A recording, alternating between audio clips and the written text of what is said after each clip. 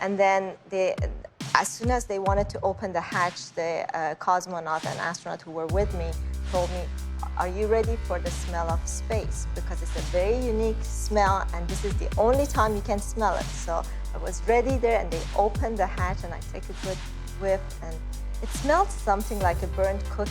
And I kept telling them, "It smells weird. It's very People unique." are baking in space. I know. When they opened the hatch, did Dragon have that new car smell? It absolutely did. In fact, there was a little bit of space smell in the vestibule, and then when we got that hatch open, you could tell it was a brand new vehicle. Space smell. Things don't smell the same. The burnt steak and gunpowder smell that many astronauts report in the airlock, that's one of the few smells you can smell strongly. You're inside the spaceship most of the time. The only time you could smell space is when you come back in from a spacewalk. And as you repressurize the airlock and open the hatch, there's a distinctive smell to it. And it smells a little bit like being on a shooting range, like that sort of lingering gunpowder cordite smell. So maybe a little bit like brimstone. A little bit like brimstone. That's what space smells like. Owen from San Francisco says, "They say that the sense of smell creates the strongest memories for a person. What does the ISS smell like, and what scent do you miss on Earth?" The ISS, we've got a really good filtering system. There's air flowing. In fact, everything you hear when you're up here is fans going and air circulating. So we're constantly getting a fresh supply of oxygen. We're constantly getting the carbon dioxide scrubbed and all the other things filtered out. So it really doesn't smell, although when we first docked with the shuttle, there was a noticeable smell, but you get accustomed to it very quickly, so I can't tell anything anymore. There's one smell up here that's really unique, though, and that is the smell. We just call it the smell of space, but we experience it when I haven't had a chance to do a spacewalk yet. I'm still waiting and hoping for that.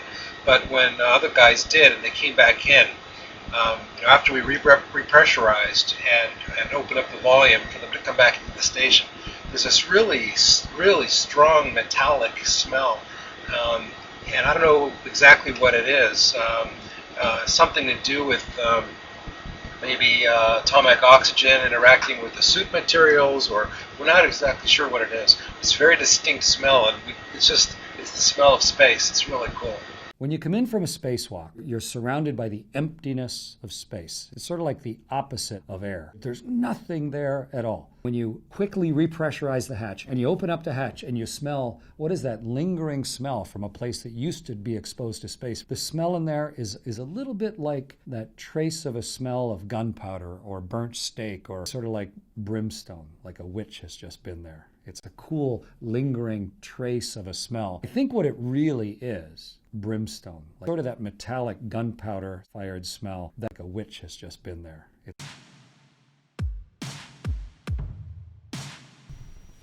And he will imprison those angels who have shown unrighteousness in that burning valley which my grandfather Enoch had formerly shown to me in the west among the mountains of gold and silver and iron and soft metal and tin. And I saw that valley in which there was a great convulsion, and a convulsion of the waters. And when all this took place, from that fiery molten metal and from the convulsion thereof in that place, there was produced a smell of sulfur, and it was connected with those waters. And that valley of the angels who had led astray mankind burned beneath that land. And through its valleys proceed streams of fire, where these angels are punished, who had led astray those who dwell upon the earth.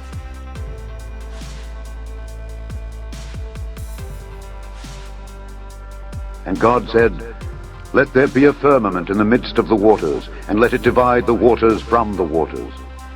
And God made the firmament, and divided the waters which were under the firmament from the waters which were above the firmament, and it was so. And God called the firmament heaven. And the evening and the morning were the second day. The weird part about it is space is so incredibly black, so incredibly dark.